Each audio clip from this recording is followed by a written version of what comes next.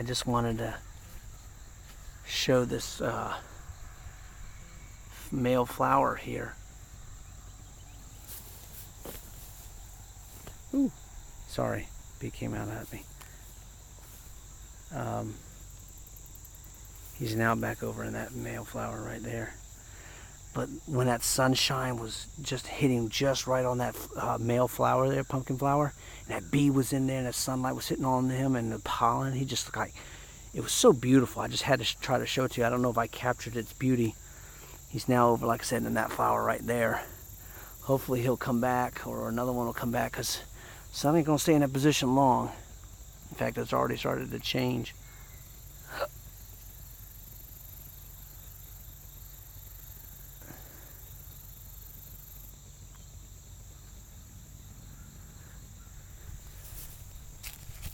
You see what I mean? Just how the way that sunlight is just hitting on it. The sunlight is just hitting above the tree line right in there. Right through there. And it's heading straight into the patch right now.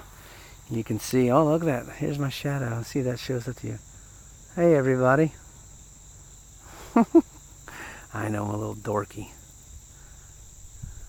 Now if I was super dorky, I'd start dancing like this or something, like woo.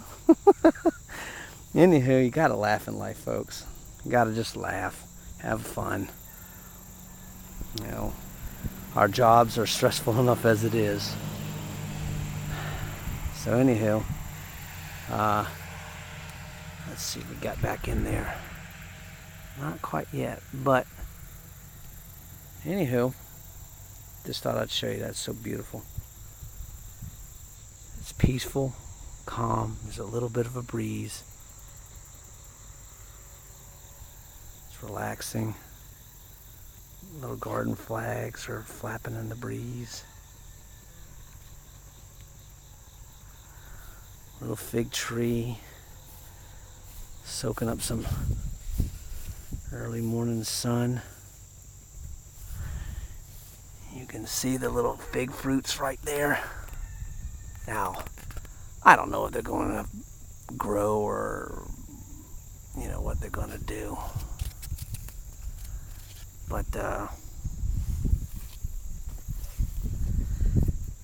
like I said, this is my only plant that survived, only tree that survived the winter in my stupidity and not bringing them in when they were so young. But this one came back.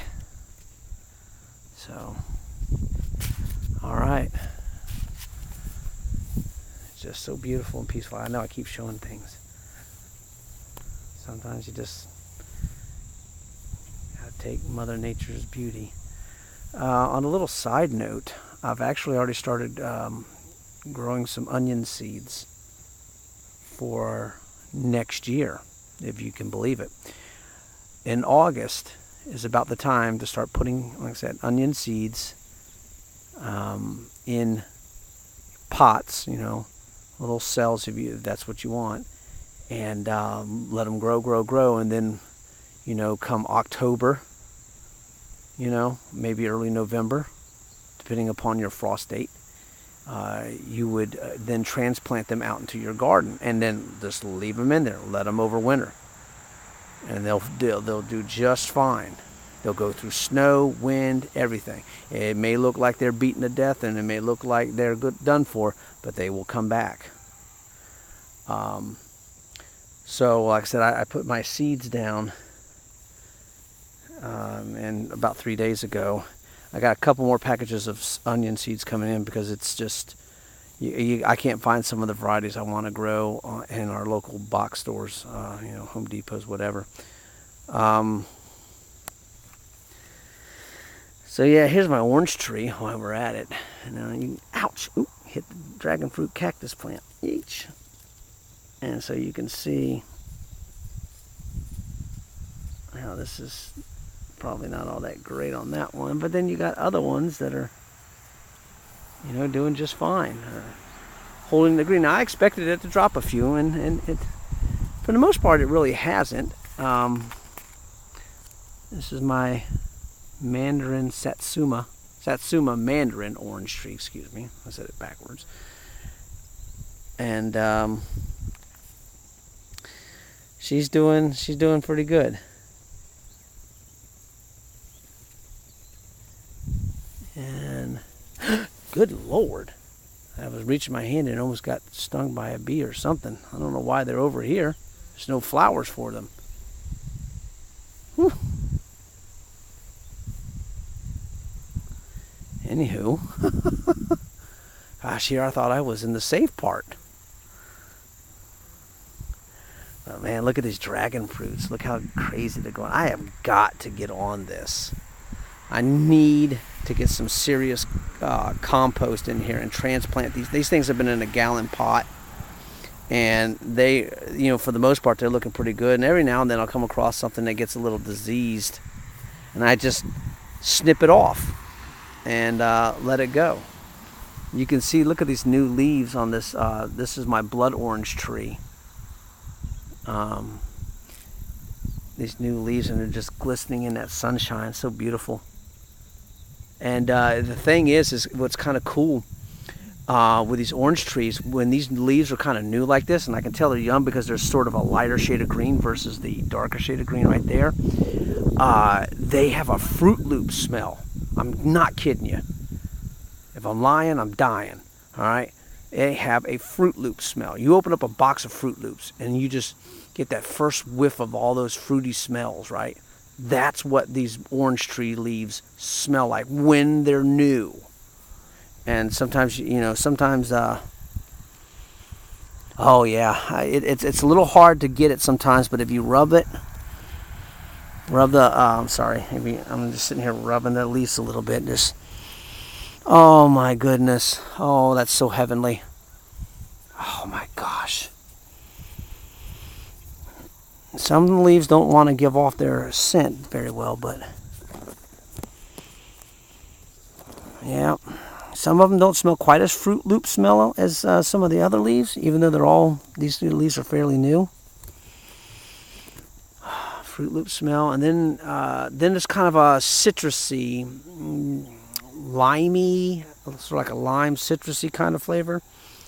And it's, well, you might be saying, well, duh, it's an orange tree. What do you expect it to smell like? But see, not all leaves have a scent that we can pick up on anyway. I mean, you go to an apple tree. The leaves don't smell like apples when you rub the leaves. So this is kind of special, to me anyways, discovering that these leaves on these orange trees have a scent when they're new. When they're older, I don't really smell anything. Like, see, here's an older leaf right here. No, it just smells like just a crazy old leaf. But the young ones, oh yeah, they're very nice. And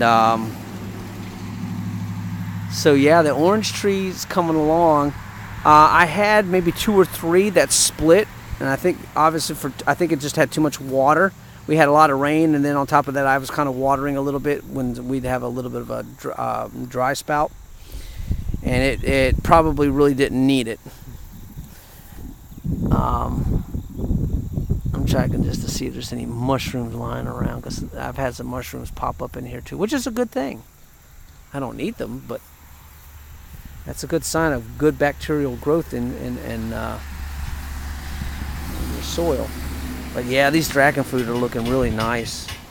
I seriously got to get them out, but then that's going to involve some kind of trellising system or something for the time being. You see my shadow hit on top of that now. See now the sunlight. There he is. There's that bee. He's inside there on that flower now. And look at that sunlight just shining right in on him. And look at all that pollen all over his body. Hopefully you guys can see that. Look at him. Look at him just hovering there. Look at him. Isn't that cool?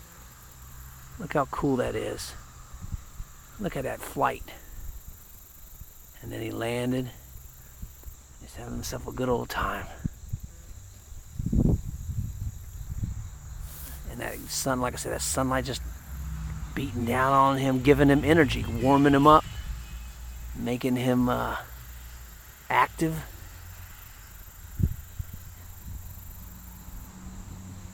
And he's just loaded up. A friend tried to go in there, and he was occupied, no vacancy.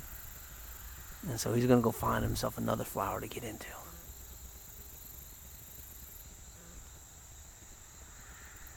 And like I said, I showed you it earlier, a down below look into the canopy of what these bees, look at them. They're just everyone's trying to just get in on these flowers. Look at them. Oh, now there's 2 in there.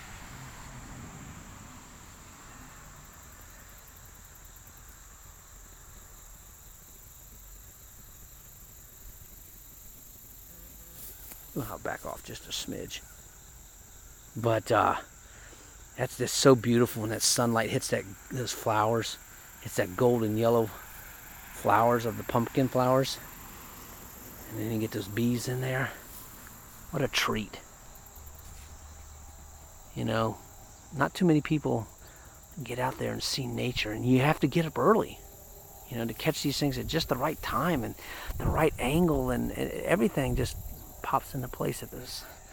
And you just got to be ready for it sometimes.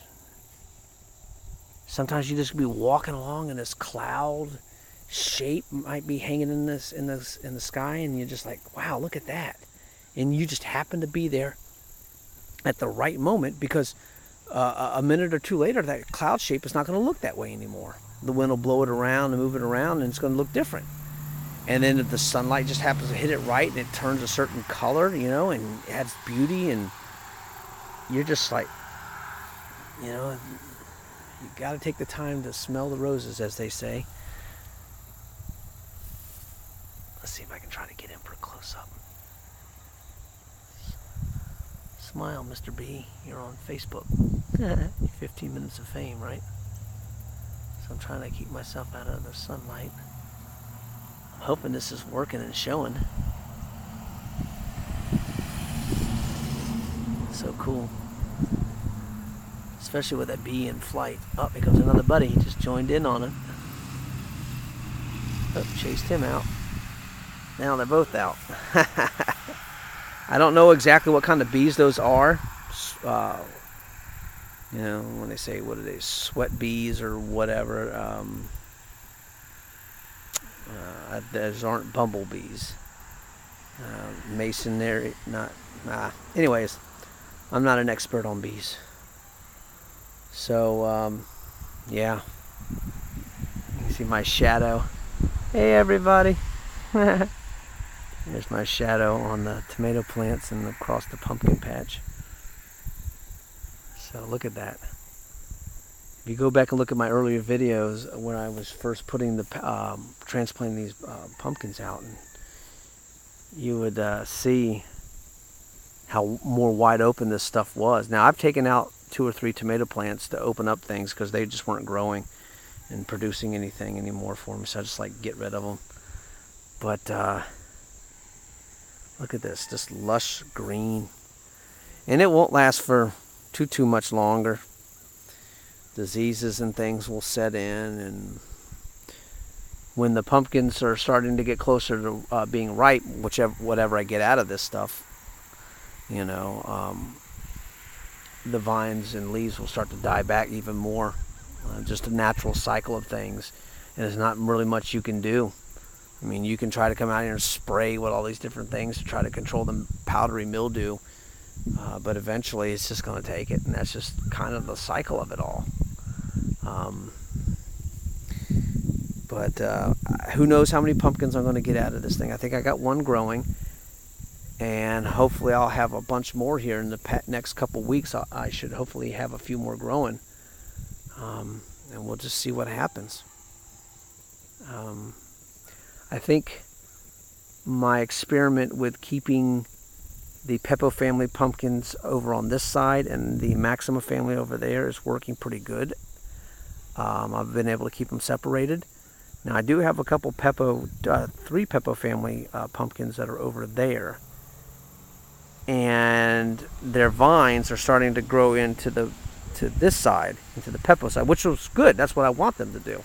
And so by the time they're probably going to produce a female flower that blooms and gets pollinated, hopefully it should be over on this side anyways, and I will allow them to come this way. But the Maxima family pumpkins, I keep turning them back in and letting them stay on that side of things to help out or keep them over there. But there may be a straggler, because these vines, pumpkins put out multiple vines in different directions. So I might find that way over there, going out into the yard, there's probably going to be a Pepo family type pumpkin vine going out there. Well, when that happens, if there's going to be a pumpkin that's going to come off of that particular vine, then I'll have to get some male flowers from over here, go over there and pollinate it by hand, and then maybe shoot my tomato blossom spray set into it, because simply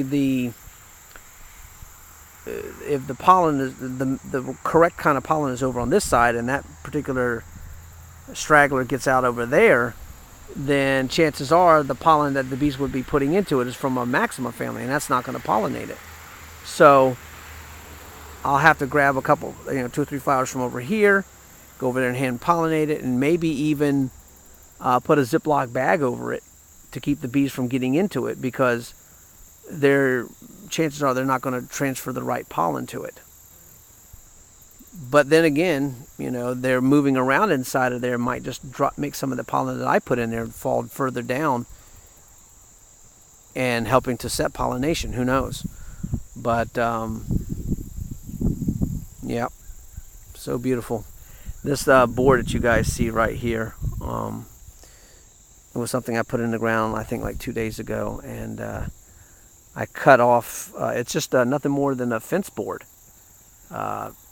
red cedar, I believe, and I just kind of measured and cut off the bottom and made it like the shape of a pencil head, if you will, a triangle, upside down triangle, and then I hammered it into the ground. And what I'm going to do is attach my irrigation water sprinkler system. I'm going to attach it to the board and then bring the hoses up and do that. So that's something I got to get to. All right, well, things are looking good. Hopefully in the next few days I'll have something to show you. Some results of some of the work that I've done today and the work that the bees are doing. All right. We'll see what I get here, and hopefully I'll start getting some good pumpkins here. Get to growing, because what is this, August 18th, September, October 18th? It's got 2 months, roughly. I want them ready for Halloween, preferably a little bit before Halloween. I'm thinking that maybe next year I might start them a little bit earlier, like maybe mid-June. But I got to be able to get them out into the patch. The sooner I can get them out into the garden, out of their pots, they'll be able to take off and grow even faster. And then hopefully, maybe by this time, or maybe a week, or maybe around August 10th or so of next year, maybe I'll already have pumpkins growing if I get them out a couple weeks earlier. But we'll see what happens. All right, from the patch, y'all take care. Bye.